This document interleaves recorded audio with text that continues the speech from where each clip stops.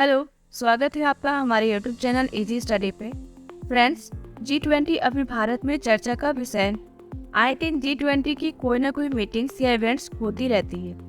आप में से बहुत लोग ऐसे होंगे जिनके मन में G20 से रिलेटेड बहुत सारे सवाल आते होंगे, जैसे कि G20 क्या करता है और G20 प्रेसिडेंसी जो अभी भारत के पास है उसमें क्या क्या होने वाला है। तो चलिए इन सभी सवालों के जवाब को डिटेल में जानते हैं।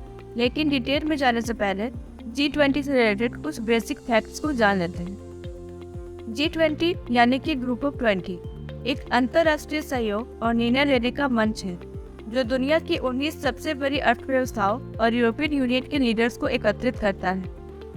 आसान भाषा में कहें तो G20 एक ऐसा समूह है जिसमें दुनिया की सबसे बड़ी और प्रभावशाली अर्थव्यवस्थाएं साथ मिलकर महत्वपूर्ण वैश्विक मुद्दे जैसे economic growth, international trade, financial stability, climate change and sustainable development पर चर्चा करते हैं। G20 group 19 countries and European union से मिलकर बना है। वो 19 कंट्रीज है Argentina, Australia, Brazil, Canada, China, France, Germany, India, Indonesia, Italy, Japan, Mexico, Republic of Korea, Russia, Saudi Arabia, south Africa, Turkey, United kingdom, USA and European union. अगर numbers के through देखा जाए तो G20 कंट्रीज 85% ग्लोबल जीडीपी, 75% से ज़्यादा global trade और 2/3 of the world population को represent करता है।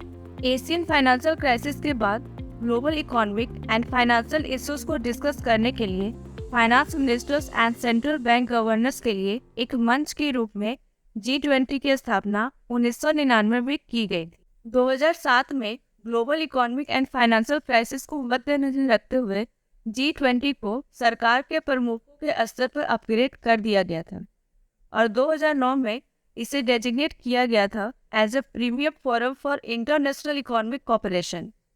अब देखते हैं G20 समिट क्या है।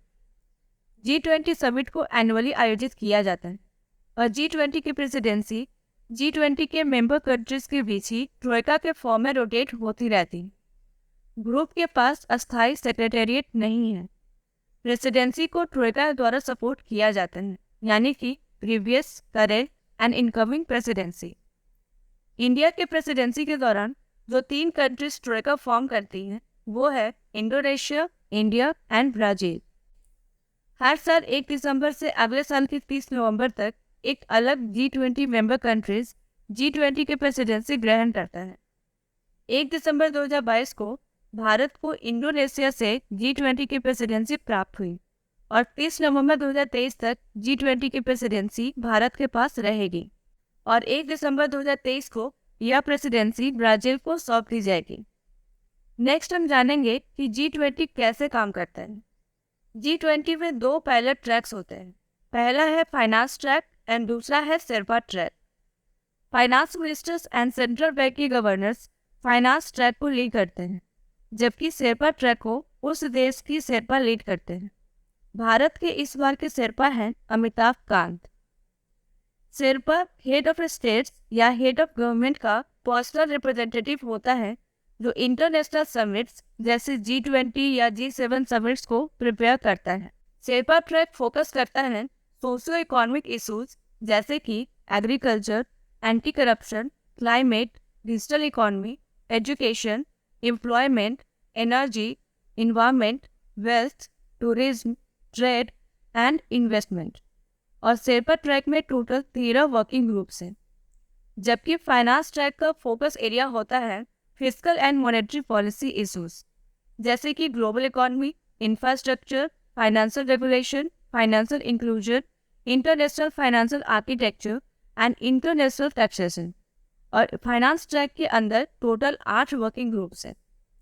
इन सभी वर्किंग ग्रुप्स की मीटिंग पूरे साल यानी कि जब तक G20 की प्रेसिडेंसी भारत के पास है तब तक चलती रहेगी। इसके अलावा 11 इंगेजमेंट ग्रुप्स भी है जो G20 कंट्रीज के civil society, parliamentarian, think tanks, women, youth, labour, businesses and researchers को साथ लाता है। तो यहाँ तक हमने जाना कि G20 क्या है और G20 कैसे काम करता है। अब हम जानेंगे इंडिया की G20 प्रेसिडेंसी के बारे में। जैसा कि हमने अभी जाना था कि G20 की प्रेसिडेंसी 1 दिसंबर 2022 से 30 नवंबर 2023 तक भारत के पास रहेगी। इंडिया की G20 प्रेसिडेंसी का लोगो है planet earth with the lotus, जो कि इंडिया के नेशनल फ्लैग के colours saffron, green and white से इंस्पायर्ड है। प्लैनेट अर्थ रिफ्लेक्ट करता है India's pro planet approach to life, और लोटस जो कि भारत का नेशनल फ्लावर है वो रिफ्लेक्ट करता है ग्रोथ एमिड चैलेंजेस।